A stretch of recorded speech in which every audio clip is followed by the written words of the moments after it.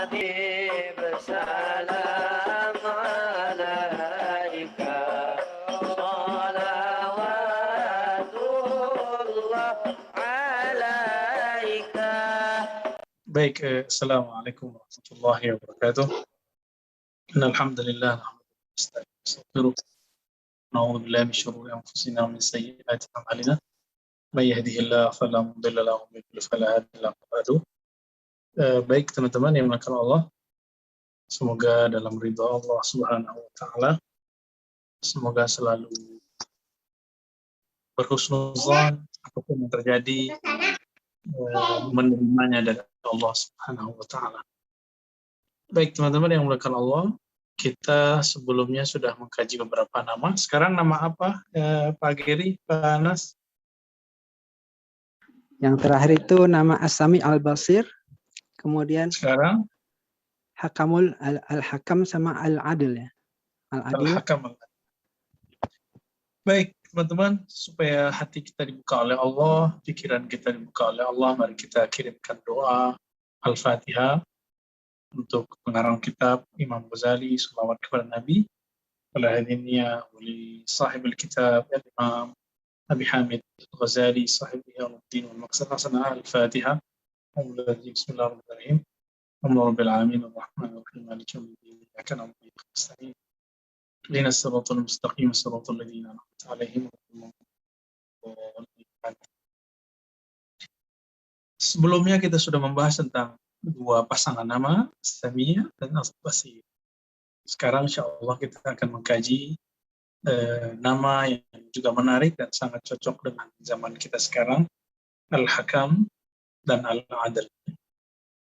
Al-Hakam, teman-teman, ini beda dengan Al-Hakim. Al-Hakim itu yang maha tepat kebijaksanaannya, yang maha bijak, kira-kira begitu, yang maha tepat. Sedangkan Al-Hakam maha tepat keputusan-keputusannya, maha tajam keputusan-keputusannya. Al-Hakam, jadi Allah yang maha menentukan hukum dan kadar segala sesuatu. COVID yang berkembang sekarang ini sudah sesuai dengan kadar ketentuan Allah. Ya. Itu bagian dari Al-Hakam. Apapun yang terjadi itu merupakan dengan nama Al-Hakam. Jadi kita nggak bisa juga kemudian merubah itu ya, karena ini sesuai dengan kehendak Allah. Kenapa terjadi sekarang bukan dulu, atau kenapa nggak nanti? Nah, kita serahkan kepada kehendak qudrah dan iradah Allah Subhanahu wa taala. Teman-teman yang dimuliakan Allah, Al-Hakam ini bisa diturunkan ke dalam beberapa makna. Yang maha tepat keputusannya dalam menentukan bahwa seseorang itu syaqiyun aw sa'id. Orang ini ditetapkan sebagai orang yang bahagia ataupun sa'id ataupun syaqi ataupun sengsara di dunia ataupun di akhirat.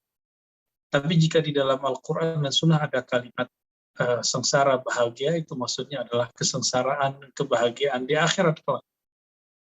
Tidak benar jika ada orang mengatakan, saya kalau emang ahli surga, ya pasti jadi ahli surga, nggak perlu beramal. Nah, ini orang maghrur, ya, tertipu. Dia tertipu dan lupa dengan satu ayat, wala yaghurrannakum billahil gharur. Janganlah kamu tertipu billah. Nah, ini kan ada kalimatnya billah. Karena rasa harap yang berlebih kepada Allah tapi tidak awas terhadap Allah. Jadi kita kepada Allah itu ada khauf, ada raja, ada rasa hati-hati, rasa takut, rasa waspada, tapi juga ada rasa harap. Kalau kehati-hatian berlebih, muncul ketakutan, bisa putus asa. Jika rasa roja, ya, harapan berlebih, terlalu pede. Ya. Suatu kali hal ini terjadi pada sebagian sahabat Nabi. Lalu sahabat bertanya, nah ini enaknya ketika Nabi hidup. Apapun dikonfirmasi kepada baginda Nabi SAW. Lalu mereka berkata, wahai Rasulullah, jika memang kami sudah ditentukan, kami ini ahli surga, ahli neraka, kami ini disiksa ataupun mendapatkan kebahagiaan pahala, lalu untuk apa kami ini beramal. Fafimal amal ya Rasulullah. Jadi mereka berbicara kepada Nabi ala kadarnya. Nah ini enaknya, Nabi itu nggak marah kalau digituin. Kita kadang-kadang masih marah, kalau masih tersinggung kalau ada orang nanya. Ini beda kita dengan Nabi SAW. Nabi mengatakan apa? Nabi memberikan kalam yang jami', ya, jawami'ul kalim. Apa kata beliau? Ya'malu fakullun muyassarun lima khuliqa lahu. Kalian jangan berpikir begitu. Jadi Nabi itu ternyata tidak pernah mengajarkan sahabat itu fatalis, jabariyah. Serba mengandalkan takdir, bukan begitu. Kita ini percaya takdir, bukan mengandalkan takdir, itu beda. Lalu, apa kata Nabi? Ya'malu. Berusahalah, beramallah secara zahir. Fakullun muyassarun lima khuliqa lahu. Karena setiap orang akan dimudahkan untuk apa dia diciptakan. Nah, disinilah Imam Ghazali di kitab Maqsad al-Asna menjelaskan satu bab yang sangat penting sekali, yaitu as-sabab atau asbab. Ternyata asbab itu penting. Asbab itu juga Allah yang bikin. Ya, Allah juga yang buat, Allah yang ciptakan. Nah, kalimat tadi, i'malu, ini kan perintah Nabi, perintah Allah. Kalau di Quran, i'malu, beramallah kamu, berusahalah kamu, kan begitu ya. Kalimat ini menunjukkan apa? Menunjukkan bahwa Allah itu menghargai asbab. Allah itu menghargai usaha. Ada ungkapan dalam hadis Nabi, di hadis Sahih, hadis Bukhari, innamal a'mal bil khawatim. Amal itu kalau sudah dikalkulasikan, maka akan terlihat di akhirnya bil khawatim. Maka dilihatlah ujung amal itu apa. Orang ini udah berusaha. Jika usaha yang dia tabung itu lebih banyak kebaikannya, maka yang akan muncul adalah kebaikan. Itu yang dimaksud fakullun muyassarun lima khuliqa lahu. Ya. Setiap orang jika dia ahli surga, dia akan dimudahkan untuk asbab surgawi. Apa asbab surgawi? Dia suka mendekatkan diri kepada Allah. Teman-teman, kalau sebaliknya gimana? Jika dimudahkan, dia ditetapkan sebagai neraka. Dimudahkan jadi neraka. Apa yang terjadi pada dirinya? Dia dimudahkan untuk mendurhakai Allah. Teman-teman, tidak ada kita yang tidak berdosa. Orang berdosa belum tentu dijamin masuk neraka. Sebagaimana orang yang taat secara zahir belum tentu dijamin masuk surga. Orang pendosa yang tidak pasti masuk neraka, bisa jadi masuk surga adalah pendosa-pendosa yang tobat. Orang-orang yang taat yang tidak dijamin masuk surga adalah orang-orang taat yang merasa dirinya yang taat. Nah, maka teman-teman yang dimuliakan Allah, jangan tertipu oleh mazahirul amal, oleh zahirnya amal kita, penampilan fisik kita, tapi cobalah mulai menyibukkan sesuatu. Saya punya ilustrasi begini, teman-teman. Kenapa laki-laki atau perempuan di masa remajanya, mungkin perempuan sampai masa tuanya masih begitu. Laki-laki sebagian barangkali masih sibuk ngurusin wajah, di pembersih, diberikan sesuatu, ingin terlihat perfect lah di depan orang. Ini normal? Ya, ini sangat manusiawi. Kenapa? Karena dia mungkin bekerja, bertemu dengan orang, dan ada interaksi, dan muka ketemu muka, wajahnya akan diperhatikan orang. Oleh karena itu, orang ini perlu penampilan yang meyakinkan, penampilan yang seger, penampilan yang menarik. Itu kalau kita mau dilihat manusia. Teman-teman, Allah itu alimum bidzatis sudur. Surat Luqman dan juga surat Taghabun, Allah itu maha tahu, maha memperhatikan apa yang di dalam qalb. Maka, jika kita suka merawat wajah ini, kalau kita ini termasuk orang yang ahlul jannah, atau orang yang ada arah ke sana, kita juga akan perhatikan urusan qalb. Kita juga akan perhatikan urusan qalbu ini selalu dipandang Allah. Jadi Allah Tabaraka wa Ta'ala selalu mandang ke dalam qalbu. Di qalbu ini lagi ngapain? Maka doa juga gak diterima kalau kolbunya gak koneksi dengan Allah. Ketika orang berdoa, dia memikirkan apa? Ketika orang berdoa, yang tergambar dalam dirinya apa? Dia minta ke tembok, dia minta ke sesuatu yang kosong, tiada, atau yang dia minta itu cuma alif lam lam ha, huruf, atau emang dia meyakini ada zat yang maha mutlak yang tidak dapat dicapai oleh pikirannya, tapi maha nyata dalam dirinya, yang menghidupkan badannya, yang menumbuhkan rambut-rambut di badannya, yang mengalirkan sumber darah di tubuhnya, yang menghantarkan rezeki kepadanya. Ini semuanya nyata. Maka dia yakin pasti ada yang mengurus ini. Itulah bernama Allah. Di saat dia berdoa, ada keyakinan ke sana, ini yang disebut hudurul qalbi ma'allah. Qalbu hadir, terkoneksi kepada Allah Subhanahu wa Ta'ala. Maka sahabat-sahabat teman-teman Allah, Al-Hakam, ya, Allah Tabaraka wa Ta'ala menentukan, memutuskan ada orang ahli surga, ahli neraka. Tapi Allah juga menentukan asbabnya. Itu sebabnya ada satu celah di dalam diri kita, walaupun kita ini bergerak di bawah takdir Allah. Allah memberikan suatu ruang dalam diri yang disebut dengan kasab atau ikhtiar. Kesadaran memilih. Saya boleh terjemahkan kira-kira begitu. Maka teman-teman, dengan anugerah akal dan kolbu yang bening, mari kita dengan sadar memilih taat. Jika terjebak maksiat, dengan sadar kita merasa hina, kita datang kepada Allah Subhanahu wa Ta'ala, minta ampun kepadanya. Tiada orang yang hari ini taat, besok dijamin enggak maksiat, enggak ada. Ya, jadi jangan pernah merasa kita ini paling taat sedunia, paling taat sekomplek, paling taat serumah. Jangan, teman-teman. Allah sudah tahu kita ujungnya apa. Nah, maka tabunglah cahaya-cahaya Al-Hakam, nur Al-Hakam dalam kolbu dengan cara apa? Mengambil asbab-asbab yang zahir dan batin.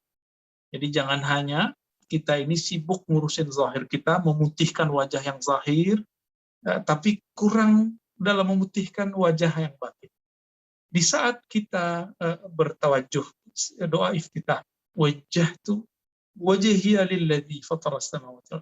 Aku hadapkan wajah jiwaku, wajah qalbuku kepada Allah pencipta langit dan bumi. Si wajah ini sebelum kita berhadap kepadanya harus dibersihkan dulu. Harus dibersihkan. Ambillah usaha dalam membersihkannya. Nah, orang-orang seperti ini sudah mendapatkan nurul hakam dalam dirinya. Maka teman-teman yang bukan Allah, Allah menentukan nasib seseorang dengan cara juga Allah menentukan asbab ke sana, dan Allah memberikan satu kesadaran. Kesadaran ini juga butuh hidayah dari Allah. Itu sebabnya kita mau zikir aja minta bantu. Ya Allah, a'inni ala dzikri. Ya Allah, bantu aku menyebut namamu. Bantu aku mengingat zat. Bantu aku mengenang kebaikan-kebaikan sifat dan fi'il perbuatan. Jika Allah kemudian menakdirkan kita bisa berzikir, berarti kita dapat bantuan ma'unah dari Allah. Lalu, lantas, teman-teman, jika zikir yang kita baca itu adalah anugerah dari Allah, bantuan dari Allah, pantaskah saya, teman-teman antum semua, meminta jatah pahala dari yang dibaca? Saya rasa kita tidak pantas, ya. Oleh karena itu, jika sudah beramal, jangan pikirkan pahala. Jika kita sudah beramal, cukup syukuri dan katakan, ya Rabb, terima kasih telah mengizinkan lidahku yang kotor ini untuk kembali menyebut nama-Mu. Terima kasih ya Allah yang telah mengizinkan mataku yang sangat jelalatan ini kembali memandang kepada ayat-ayat. Terima kasih ya Allah yang mengizinkan telingaku, pendengaranku, tangan kakiku mendengarkan, melangkah kepada yang baik. Terima kasih ya Allah, Engkau telah menakdirkan menggerakkanku kepada kebaikan. Kalau kita terjebak kepada keburukan, gimana? Kita tidak menyalahkan Allah, lalu kita mengatakan, ya Rob, memang pada dasarnya aku hina, sehingga selalu berbuat kehinaan. Tolong ambil kami ya Allah, pindahkan ke tempat yang mulia. Teman-teman yang memuliakan Allah, ini lebih kurang Al-Hakam. Al-Hakam ini juga ada arti lainnya, yaitu yang maha menentukan hukum alam semesta. bumi ini kenapa nggak tabrakan sama bulan? Itu Al-Hakam, teman-teman. Itu nama Allah Al-Hakam yang bekerja. Coba kita bayangkan, ini teman-teman yang suka nyetir, bawa motor, bawa mobil, kita ngantuk sejenak. Itu motor, mobil, apalagi di tol, itu cepat. Atau di jalur-jalur lintas Sumatera, yang ada lintas Kalimantan, di jalur Pantura, sekarang sudah ada tol di Jawa, terhubung sampai ke ujung negeri sana. Itu kalau kita lupa sejenak, ngantuk sejenak, itu bisa kemana-mana. Bisa nabrak ini, nabrak itu. Kenapa jadi tabrakan? Kebanyakan hasil riset polisi dan orang-orang yang punya urusan mengurusin tol, apa kata mereka? Penyebabnya ngantuk. Hampir semua penyebabnya ngantuk. Makanya Allah Subhanahu wa taala mengulang kalam ini dalam Al-Qur'an. La ta'khudhuhu sinatu wala naum. Ketika Allah memutuskan segala sesuatu, Allah tidak akan kelelahan sehingga ngantuk dan mau tidur. Kita kalau mau rapat buat keputusan lelah, mau jalaninnya juga lelah. Apalagi orang Indonesia ini punya karakter, kalau ada orang yang ngusulin sesuatu, langsung dia yang diperintahkan. Itu sebenarnya bagus, tapi tidak semua orang siap. Ada orang yang cuma siap ngusulin, ngomong doang, tapi nggak siap bekerja. Ya, Allah itu Al-Hakam.